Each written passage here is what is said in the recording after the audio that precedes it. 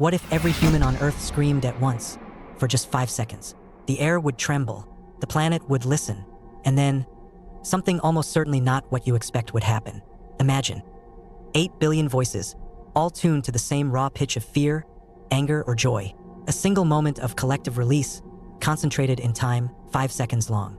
We're not talking about a concert crowd or a stadium roar. We're talking about every person, everywhere, letting go in unison. In cities, deserts, seasides, ice caps, remote villages, crowded subways, silent classrooms. The scream starts somewhere loud and ends somewhere quiet, but its echo is global. The clock is steady. The duration is small. The scale is impossible to ignore. The rest of the world keeps functioning, cars, trains, engines. Yet for a moment, sound becomes the atmosphere itself. You might think, 5 seconds isn't long. It won't hurt the planet. It's not about noise alone, right? Some might imagine a shockwave that topples structures. After all, sound can shake things. But the human scream isn't a bomb. It's a pressure wave riding on air.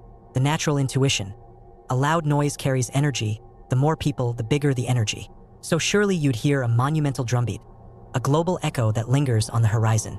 The more startling takeaway, mass screams don't just travel. They compress and stretch the air in the most mundane places, like a coin flipping in a wind tunnel, a whisper amplified by thousands of lungs, until the consequences aren't in decibels but in the fabric of the world around us. Sound is energy moving through air, not a thing you can see, but a thing you can feel. Every scream sends a wave of pressure outward. Decibels are a scale of loudness. The same scream heard by billions at once isn't just louder, it's denser. More energy per unit area. More air molecules shuffled. Distance matters. Near the source, you're slammed with pressure.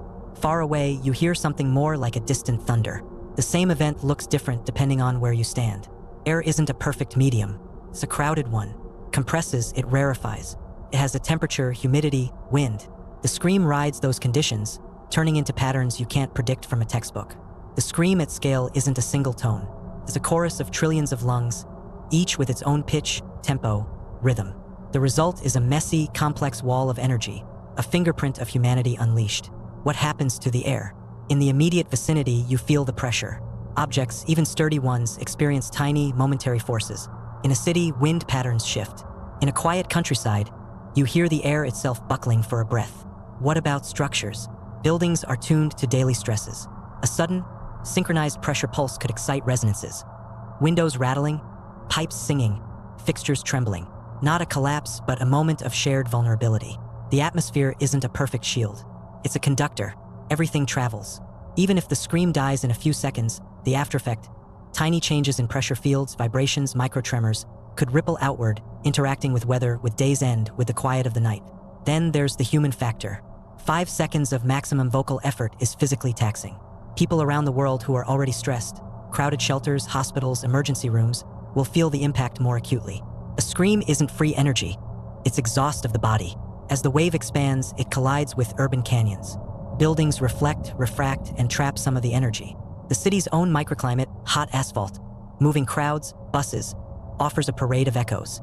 In open terrains, the energy leaks into the atmosphere and into the ground. Not a quake, but ground-borne subtle vibrations could travel through the crust for moments, adding a strange, almost domestic tremor to everyday life. Airports, factories, and stations. Their machinery may respond oddly. A closing door might seem to shiver. A turbine's quiet hum could waver. The world's everyday sounds become a chorus of displaced notes. The moment ends, but the air remembers. Pressure equalizes, then decays.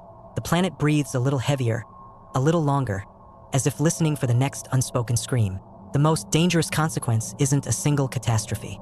It's a chain reaction of perception. 5 seconds of collective scream rewires attention. In the minutes after, people listen differently. Small sounds, footsteps, a door hinge, a bird's call, sound amplified in their minds.